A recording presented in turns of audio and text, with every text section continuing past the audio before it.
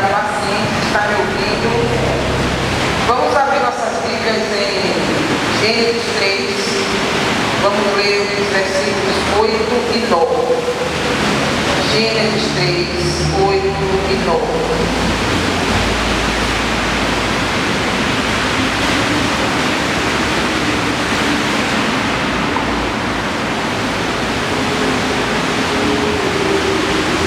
Diz assim: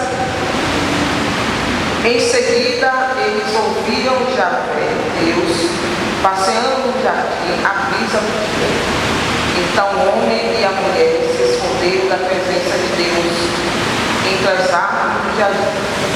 Deus chamou o homem: onde está você? Ou uma pergunta, né? Onde está você? Muitas vezes nós já lemos esse texto bíblico quando nós vamos narrar a respeito daquilo que a teologia sistemática chama de pecado original da vida espiritual do ser humano. Mas nessa passagem existe algo que é muito importante e que muitas vezes não perpassa pela nossa atenção quando nós estamos lendo. É exatamente essa pergunta que Deus faz desse diálogo consciente, vamos dizer assim, do ser humano, quando eles passam a perceber essa presença que chega no território onde eles estão. E essa presença quer conversar com eles. Só que a ideia que nós podemos ter desde que, ao contrário de outras vezes que aconteceu, esse ser humano não estava tão à vista de Deus. E eles estavam escondidos atrás de uma árvore, como um cachorro debaixo de uma mesa. Quando ele faz alguma coisa de errado, o dono vai lá, reclama com ele, e ele vai, se esconde debaixo de uma mesa. Só que tem um ditado que diz, né? Cachorro escondido, rabo do lado de fora. O rabo dele está todo lá de fora. Então dá para você perceber onde ele está, até porque debaixo da mesa está tudo às claras. E Deus percebe que o ser humano ele está escondido, envergonhado. E Deus pergunta para esse ser humano ali: aonde é que você está?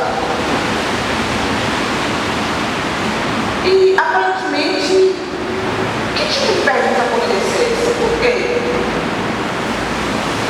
Segundo a narrativa bíblica, Deus havia colocado o ser humano no jardim. Ele vinha encontrar com o ser humano no cair da tarde. E como é que Deus pergunta aonde tu estás? Ou onde você está? Só que essa pergunta, ela não tem uma inclinação geográfica. Deus não está perguntando em que local do jardim ele está. Segundo o Newton Bonner, ele vai dizer que Deus, naquele momento, pergunta, no que se pode ter no original hebraico, a conotação do texto, na sua interpretação, é aonde estás? Não é uma pergunta geográfica, não é uma pergunta de lugar, mas é uma pergunta que Deus faz ao ser humano de uma maneira muito existencial. É como se Deus estivesse olhando para cada um de nós essa manhã e perguntando para cada um de nós: aonde você, Silvana, está? Aonde desta manhã, neste momento, se encontra a sua alma? E como a sua alma está? E quando vai mais adiante, começa todo um discurso, transcorrer de uma conversa aonde Deus pergunta se eles comeram da árvore do fruto do conhecimento do bem e do mal, e vai Adão jogar para Eva, não poderia retornar a culpa para Adão, joga para a serpente. A serpente olhou para trás, não podia retornar a culpa para ninguém. E fica calado. E recebe a transferência de culpa que vai passando de um para o outro. E fazendo um guincho, né? Ligando a nossa palestra com a mensagem desta manhã, aonde toma o mesmo tema, onde estás, Deus, Ele é tão cuidadoso com a gente, que a ideia que o texto também traz é de um Deus que olha para as nossas necessidades. E Ele quer cuidar de você. Porque primeiro Ele pergunta como é que você está emocionalmente. Existencialmente, como é que você está. Para depois toda uma narrativa do que tinha acontecido. E daí tem toda a narrativa daquilo que a gente já conhece. E ao tentar responder essa pergunta, a gente poderia tentar responder essa pergunta fazendo para nós algumas observações para a nossa vida, para o nosso comportamento, como é que nós podemos aplicar alguma coisa à nossa vida a partir desse modo existencial assim. Tem uma palavra no hebraico para maledicência que se chama lashon hara.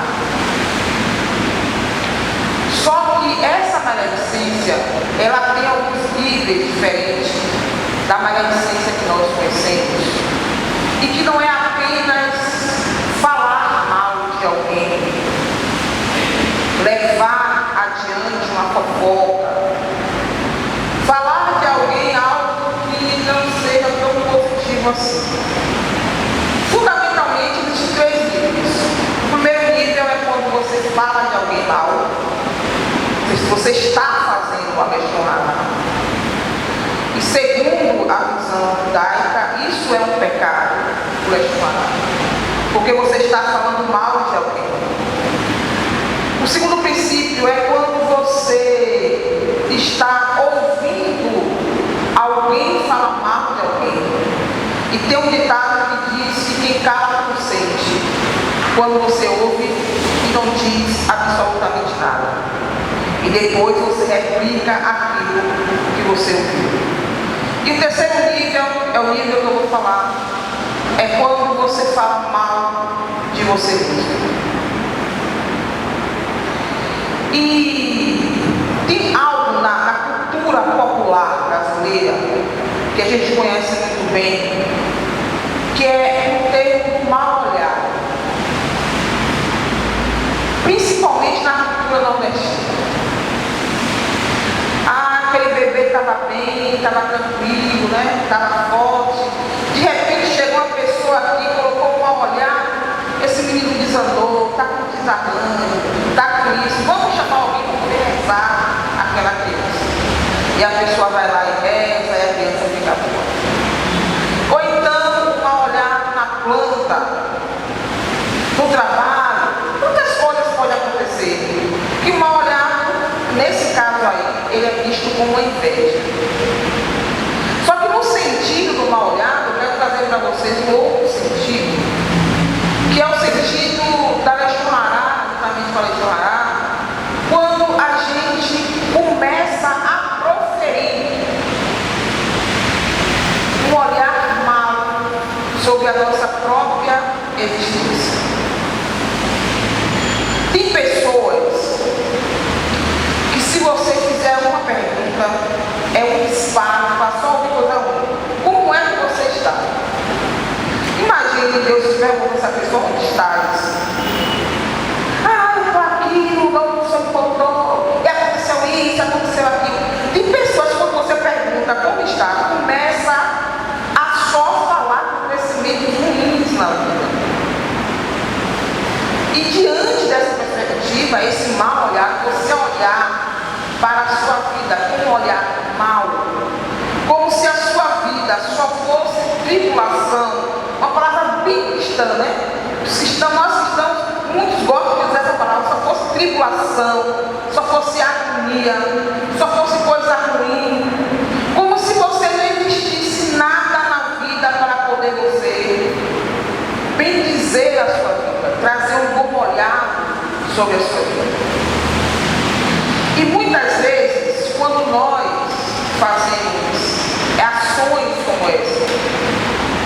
trazer um mal olhado sobre nossas vidas, nós estamos atraindo para nós aquilo, o que nós falamos de verdade.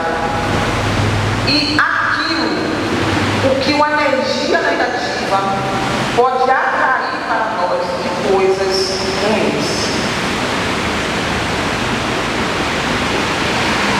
E isso é uma doença que nós poderíamos chamar de uma doença, seja do mau agouro, ou seja de uma doença da perspectiva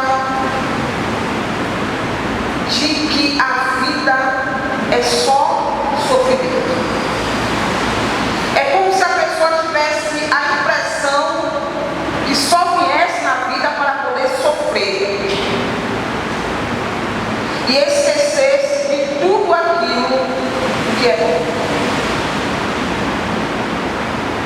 Tudo aquilo que você vive de bom na sua vida e que de repente você não consegue mais perceber como é que a mão de Deus está conduzindo você em tantas coisas boas.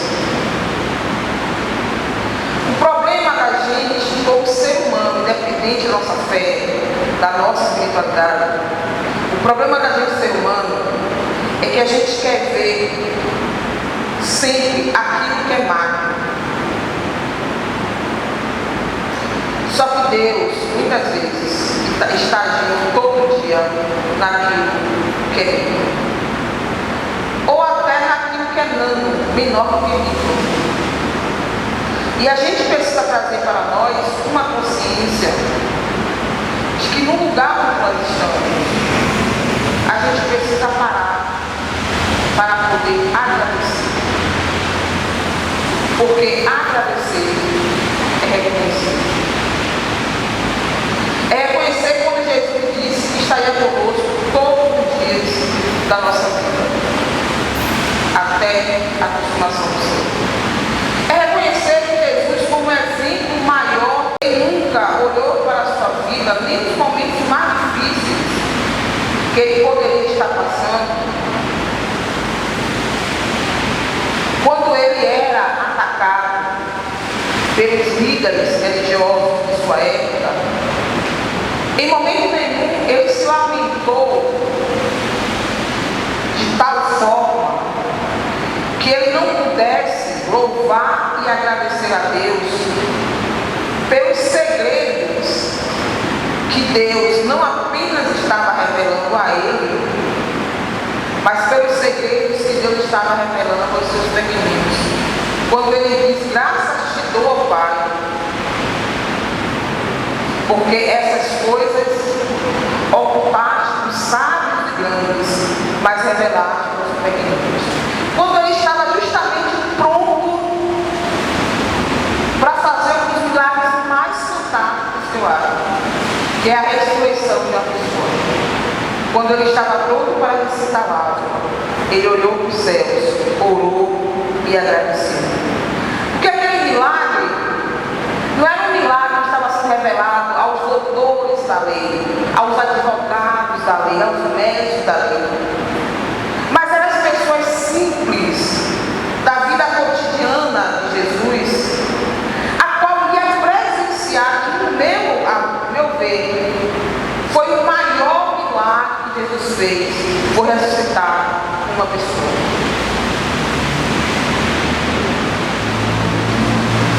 E quando nós olhamos para a Bíblia, nós temos a impressão de que as coisas ficou no passado. Só que quando nós falamos de Cristo, as coisas não ficaram no passado. As coisas permanecem no presente. Porque se nós olharmos para nossas vidas, quantas ressurreições Cristo já operou em nós, por meio da nossa fé. Coisas que a gente não via saída, e ele foi lá e operou. E coisas que pra gente era mínima, ele foi lá e operou.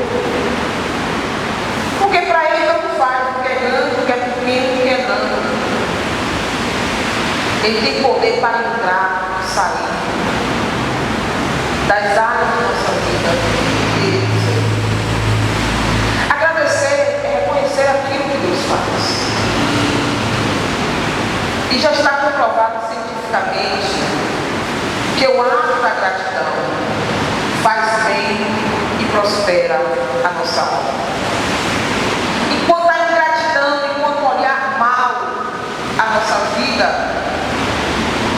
a gente está ali focado em apenas uma coisa e não consegue ver o que está ao nosso redor. A gente foca cada vez mais naquilo que nos arrasta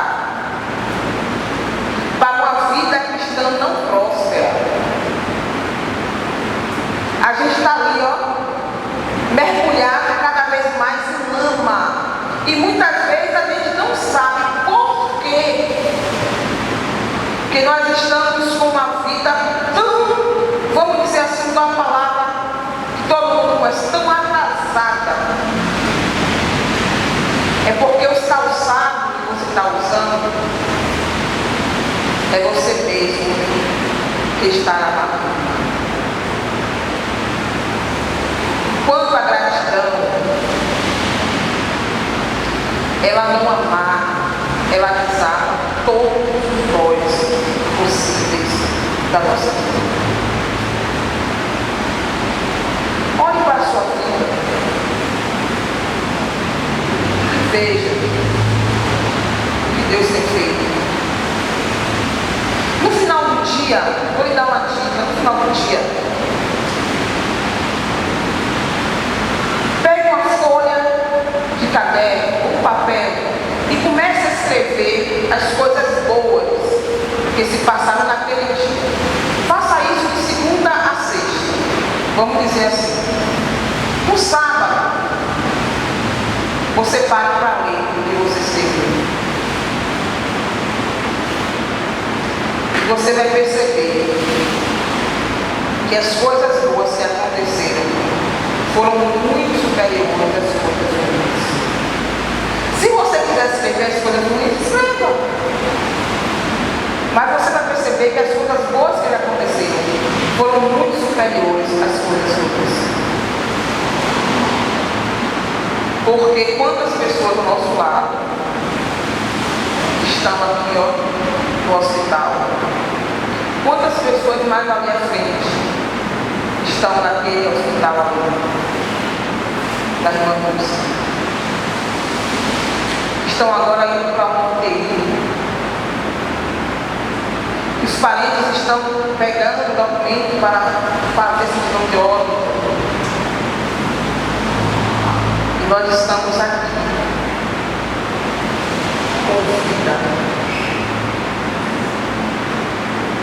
Mas não é propósito de Deus, no lugar existencial que nós vivemos, que nós tenhamos apenas vida. Porque Jesus disse: vinde a mim, que oprimidos e sobrecarregados, e eu vos aliviarei. Tomai sobre vós o meu jugo e aprendei de mim, que sou manso e humilde de coração. Todo rabino, até hoje, eles têm o jugo da Torá. O que é isso, irmão? Todo rabino tem uma forma de interpretar a Torá. Enquanto o cristianismo tem uma, vamos dizer assim, uma unidade sistemática, quando na maioria das denominações existem pontos comuns e de convergência de crença, no judaísmo cada rabino pode ter a sua interpretação. E Jesus tinha a sua interpretação. E uma das coisas que é sinal para o Messias é a interpretação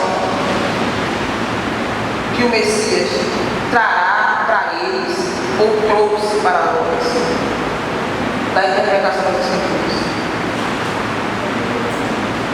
Por isso que Nicodemos vai procurar Jesus para saber dele.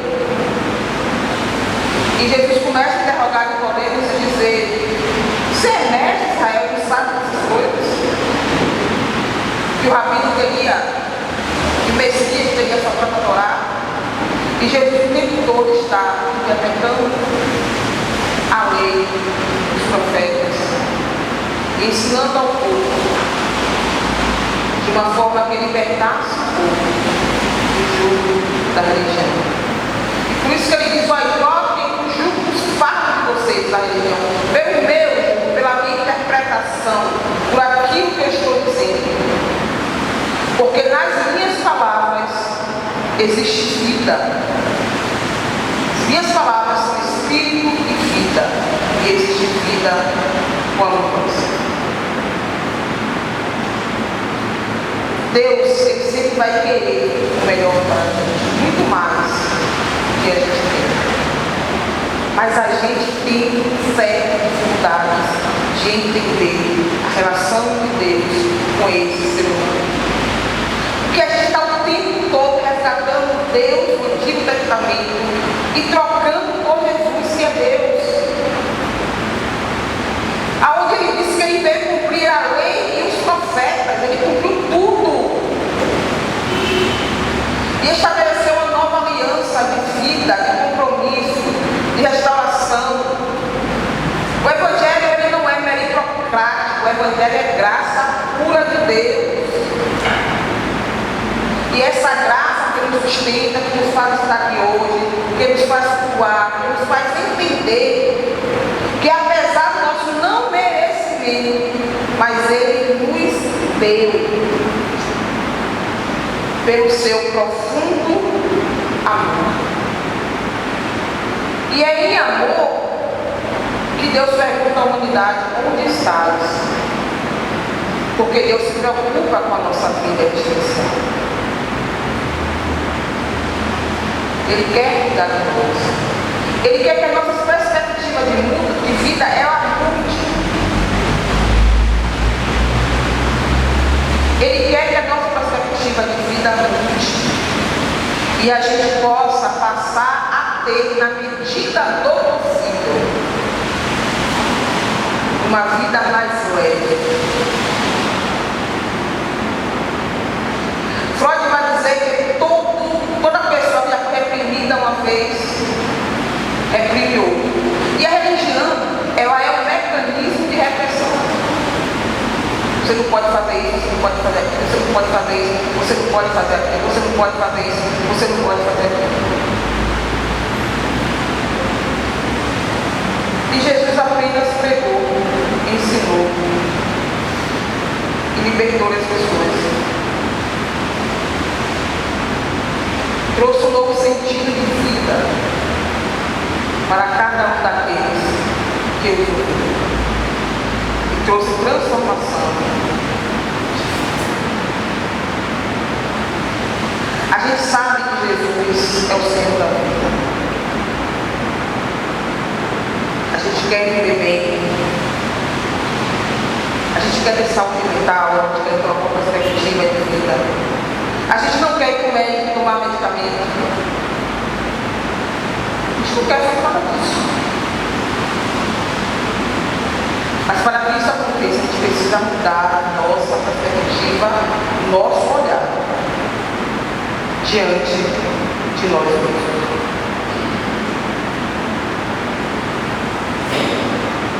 Deus não perguntou para a humanidade para condenar. Sabe quando Deus assim, agora não tem mais jeito, já foi. Usar um bom baianês, barril outro para cura. Aquele baianês mesmo que a gente tem. Bom, eu vou tentar consertar isso, né? Eu vou agora, vou conversar com meu filho aqui, para meu filho lá resgatar a humanidade, mas eles vão ter que aprender a viver de uma vida que seja satisfatória quando eles tinham aqui. que esse é o nosso maior desafio. Porque nós somos queixosos, somos reclamões. A gente vê mais naquilo que não deve. A gente foca mais naquilo que não deve, foca menos naquilo que deve. Mas o Senhor é o Deus que nos dá várias oportunidades. O profeta Jeremias vai dizer sobre lamentação, quando ele lamentava pelo povo de Judá, que as misericórdias do Senhor se renovam a cada manhã, e elas são a causa de não sermos consumidos. A cada manhã essa misericórdia se renova. É uma oportunidade que Deus está nos dando para mudar existencialmente as vossas perspectivas de vida. Não fazer enxurrar, não falar mal, não se lamentar, não ficar igual aquele personagem, o céu, o ouvido, o azar. Não. Não.